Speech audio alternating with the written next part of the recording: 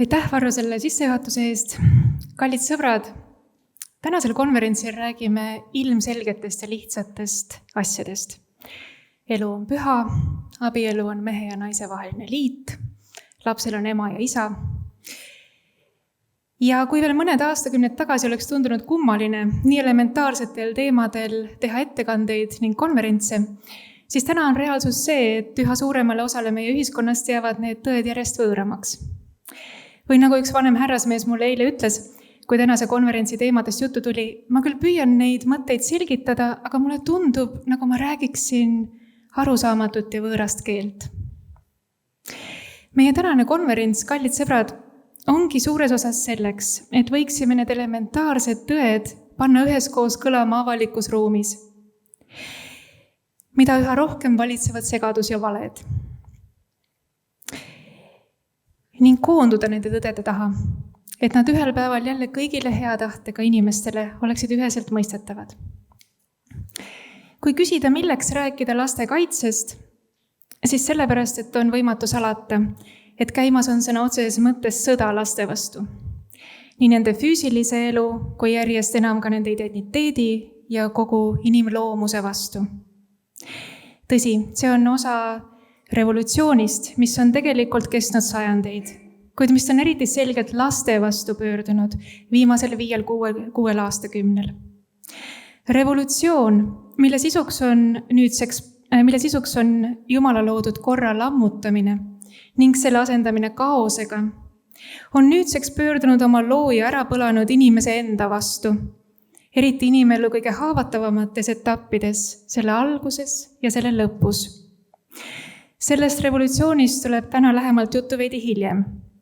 Ent sõltumata revolutsiooniliste protsesside ajaloost ja mehhanismidest vajab nende poolt rünnatud inimelu kaitset. Elu pooldava liikumise eesmärk ning põhjus, miks ta eksisteerib, on põrmustada revolutsiooniline idee, et teatud inimelud ei ole elamist väärt. Ning taas luua ühiskond, kus lihtne tõde, elu on püha ja süütut inimest ei tohi tappa. Ja kõik selle loogilised järeldused on kirjutatud rahvuslikesse ja rahvusvahelistesse seadustesse, mida inimesed üheselt mõistavad ja südames toetavad. Mõistagi on selle eesmärgi saavutamine kaugelt üle nende pisikeste organisatsioonide võimete, mis üle maailma elukultuuri lippu kannavad. Selleks on vaja palju suuremaid jõude, et pöörata tagasi kõik lammutatu ning taastada jumalikku loomiskorda austav kristlik tsivilisatsioon, kuhu elukultuur kuulub. Aga tuleb anda oma panus. Minu endine kolleeg ja esimese elupooldava organisatsiooni The Society for the Protection of Unborn Children üks asutajatest, Alan Smith, kirjutas pärast abordiseaduse heakskiitmist Briti parlamendi alamkojas 1967. aasta juulis oma sõbrale järgmised read.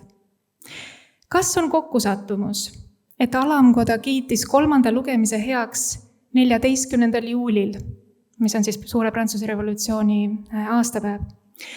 Nagu sa oled ka varem täheldanud, kaotab Briti kord usu enesesse täpselt samamoodi kui ancien régime. Peame mõistma, et võitluses vaenlase vastu ei ole meil enam korda. Oleme kaotanud meedia, kommunikatsioonikanalid.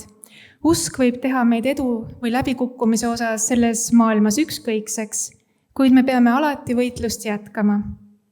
Kangelaslikkus lüüa saamises on isegi üllam kui kangelaslikkus võidu puhul. Sünge väljavaade ei peaks meid tegevusetusesse hüpnotiseerima. See kirjake oli alguseks ühele organisatsioonile ning kaudselt tervele ülemaailmsele liikumisele laste eluõiguse kaitseks. See oli ka omamoodi eelhüüe paavst Johannes Paulus II üleskutsele entsüklikas Elu evangeelium, kus ta kirjutas: tungivalt on vaja südametunnistuste üldmobilisatsiooni ja ühist eetilist pingutust, et algatada suur liikumine elu toetuseks. Me peame kõik koos ehitama uue elukultuuri. Ja nüüd soovingi põgusalt peatuda 3 lihtsal tõel, mis on meie ühise eetilise pingutuse ja taasehitatava elukultuuri aluseks ning ka laste kaitsmise seisukohast kõige olulisemad. Esiteks, inimese elu on püha eostumisest kuni surmani. Teiseks, abielu kaitseb lapsi, nii enne kui ka pärast sündi. Ja kolmandaks, vanemad on oma laste esmased kasvatajad. Elukultuuri esimene tõde. Inimelu on püha.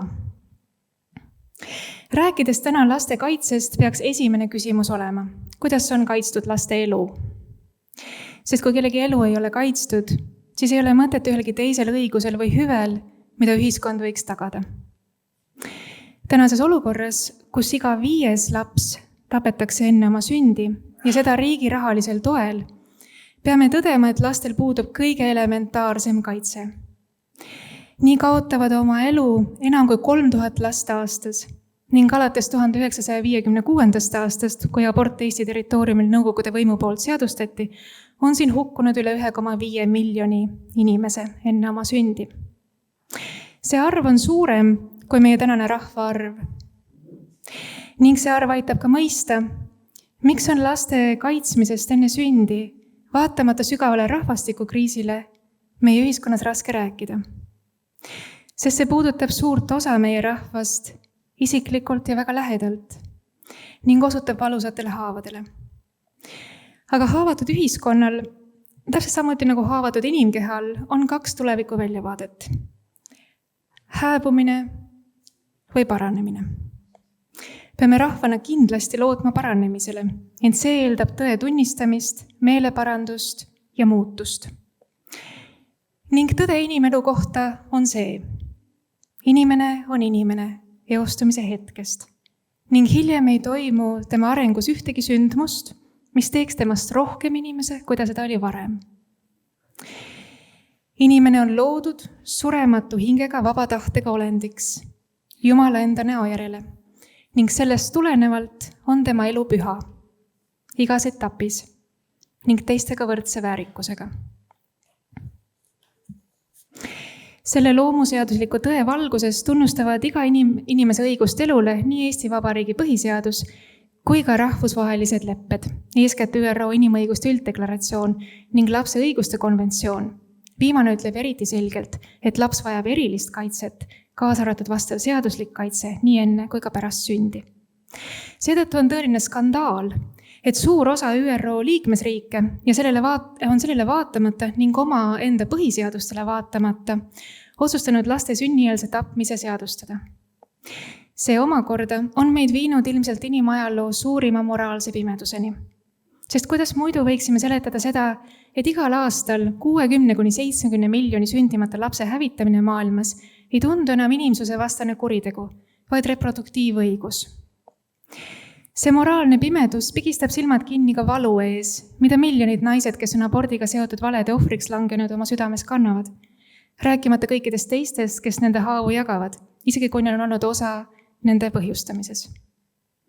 Tunnistamata abordi reaalsust, eitame ka sellest tulenevat leina ning keelame võimaluse leida rahu ja andestust neile, kes seda kõige rohkem vajavad. Ent see moraalne pimedus on tegelikult veelgi kaugele ulatuvam, sest abort ei saa jääda omaette rünnakuks inimelu pühaduse vastu, vaid on sama mõtteviisi kaudu seotud kõikide teiste rünnakutega inimelu ja loomuse vastu. See on üksnes loogiline, sest kui võib tappa soovimatuid või haigeid lapsi enne sündi, siis on ainult aja küsimus, millal teiste soovimatute või haigete inimeste tapmine ühiskonnas muutub aktsepteeritavaks. Eutanaasia kaudu. Ja kui inimese elul ei ole absoluutselt väärtust selle alguses, kui see on meie kokkuleppe küsimus, kas see elu on elamist väärt või mitte, siis miks peaks olema kindel väärtus inimese sool? Ja miks ei võiks seda kokkuleppel ümber mõtestada? Ja nii on kõik surmakultuuri ilmingud omavahel ahelaks kokku liidetud. Ei ole võimalik võtta sündimata lastelt eluõigust, ilma et see lõhuks kogu inimõiguste struktuuri, seades varem või hiljem ohtu eluga elu teistes etappides. Ning ilma, et see moonutaks kogu inimkonna moraalse palge. Seadustatud abort hävitab ühte rahvast seespoolt jõulisemalt kui ükski väline vaenlane. Sest see on sõda perekonna südames, kus rindejoon jookseb kõige lähedasemate inimeste vahel ning kus võitjaid ei ole. Rääkides sellest sõjast lapse vastu, ütles ema Theresa 1994. aastal Washingtonis, iga riik, mis kiidab abordi heaks, ei õpeta oma inimestele armastust, vaid seda, et oma tahtmise saamiseks võib kasutada ükskõik missugust vägivalda. Seepärast on abort kõige suuremaks armastuse ja rahu hävitajaks, ütles ta. Tõepoolest, kuni toimub sõda meist kõige kaitsetumate vastu, on rahu ükskõik millisel teisel ühiskonna tasandil illusioon. Elukultuuri teine tõde. Abielu kaitseb lapsi nii enne kui ka pärast sündi. 2 asja kaitsevad sündimata lapsi kõige paremini. Need on seadused, mis reaalselt tagavad nende eluõiguse ja abielu institutsioon.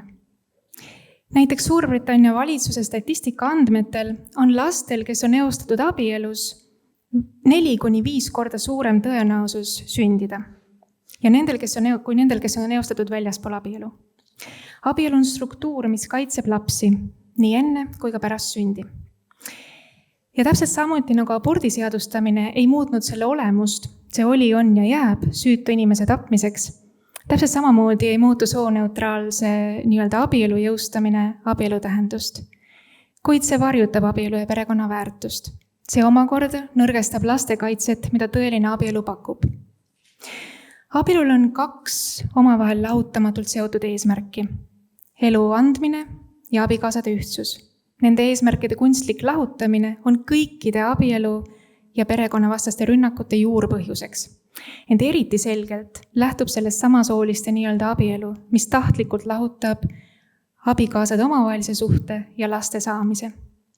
See on katse lammutada kõige fundamentaalsem inimloomusel põhinev institutsioon, mis kaitseb meeste, naiste ja laste vaimset ning füüsilist heaolu. Mitte ükski teine kooslus ei paku samaväärset kaitset ning stabiilsust, mida inimolendid vajavad.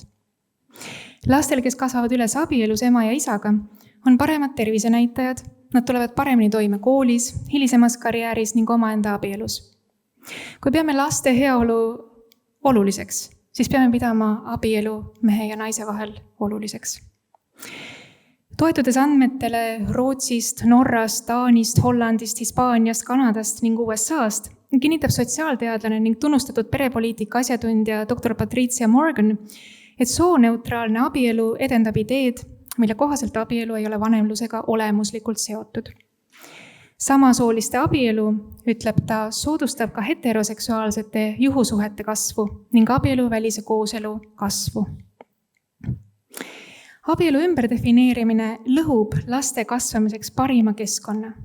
Kõik saavad ju aru, et teatud taime ja loomaliikide säilimiseks on vaja säilitada nende liikide eluks ja heaoluks vajalik keskkond.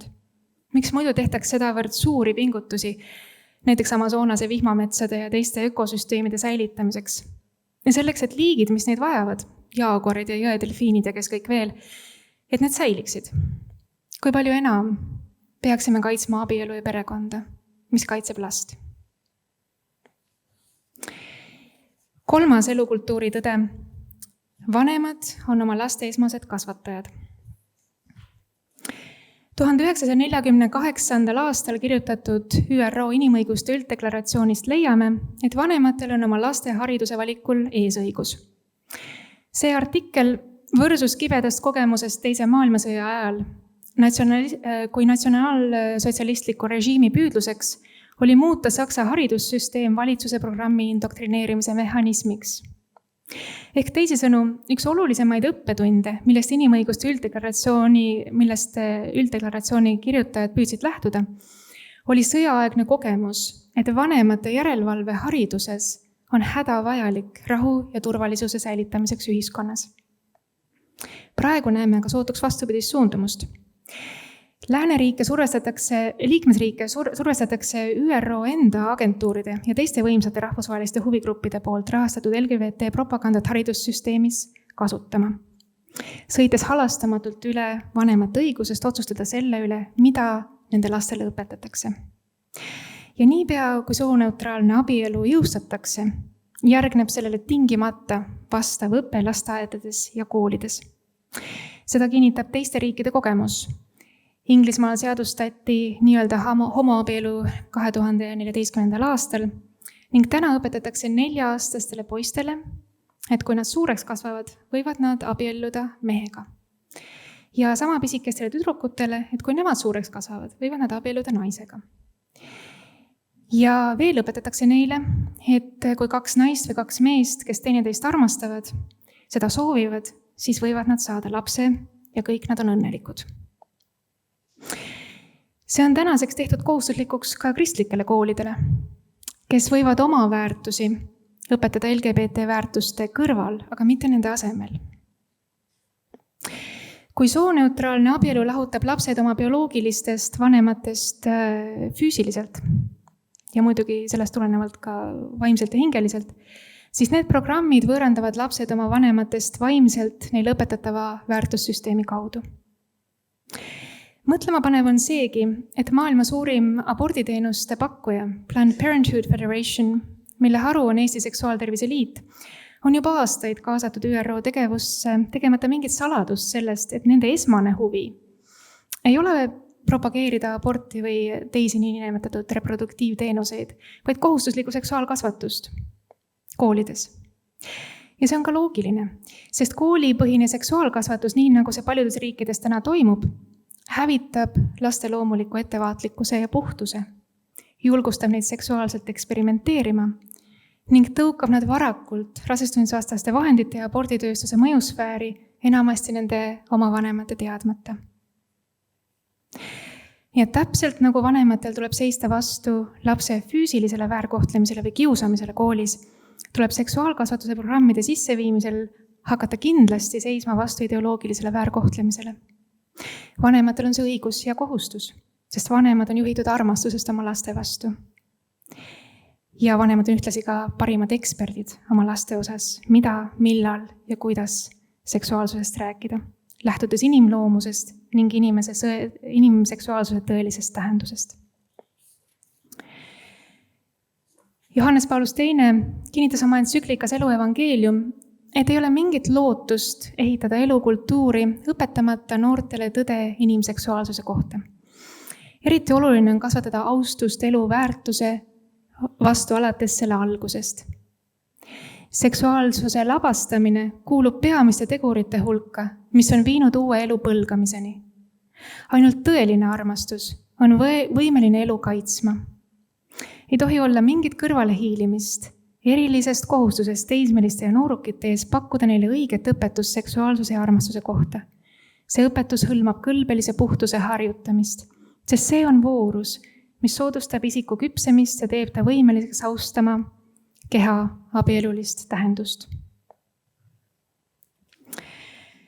Kokkuvõtteks võib öelda, et abort, samasooliste nii-öelda abielu ja koolipõhine seksuaalkasvatus on kõige suuremad lastevastased kuriteod. Arvestades, kui suur hulk inimesi on aborditeel hukkunud, hinnanguliselt 2 miljardit kokku, mis on rohkem kui kõikides sõdades terve inimajaloo jooksul, siis on abort kõige suurem. Kuid kaaludes korda saadetud kurja ulatust, on ka koolipõhine seksuaalharidus raske kuritegu. Sest see hävitab puhtuse laste hinges, tumestab nende südamed, õpetades, et kuri on hea ning külvates niimoodi surmakultuuri vilju järgmistesse põlvkondadesse. Sooneutraalne abielu aga hävitab laste sündimise ja kasvamise loomuliku keskkonna. Võib arvata, et just abielu ja perekond on revolutsiooni viimane oluline lahinguväli. Ja sellel lahinguväljal annavad tõsise vastulöögi terve hulk meiesuguseid tavalisi mehi ja naisi. Nii neid, kes on abielus ja lapsevanemad, kui neid, kes seda ei ole. Sest see ei ole kellegi isiklik küsimus, vaid see on meie rahva ja tsivilisatsiooni küsimus. Kas asetume ajaloos nende poolele, kes armastasid tõde inimeseks olemise kohta ja jumaliku loomiskorra kohta, kes armastasid lapsi või mitte? Selle südametunnistuste üldmobilisatsiooniga ei ole kunagi hilja liituda, ükskõik missugune kellegi elukäik on olnud. Sageli on just nendest, kes on valest pöördunud, saanud kõige pühendunumad tõe kaitsjad. Meeleparandus ja pöördumine mida meie ühiskond nii hädasti vajab, on eeskätt meist igaühe isiklikust toitub eeskätt meie isiklikust meeleparandust ja pöördumisest. Meie sihiks olgu elukultuuri terviklik taassünd, sest pole võimalik elu pooldav ühiskond, mis ei hooli abielust ja vanemate õigustest või abielu tõeliselt au sees hoidev ühiskond, mis ei hooli lastest ja nende kaitsest enne sündi. Kord, mida me igatseme, ei ole fragmentaarne, vaid terviklik. Kuni selle saavutamiseni on aga meie ees seisev reaalsus üha ägenev võitlus. Inimelu pühaduse, abielu ja perekonna eest. Võib juhtuda, et seda võitlust ei krooni edu meie eluajal. Võit ei ole ju meie kätes, ent meie kätes on meie suhe tõega. Püsides kindlalt kursil, olgem tagasilöökidele vaatamata need, kes tõde armastavad ning peavad seda armastust oma kohuseks, privileegiks ja rõõmuks. Tänan teid.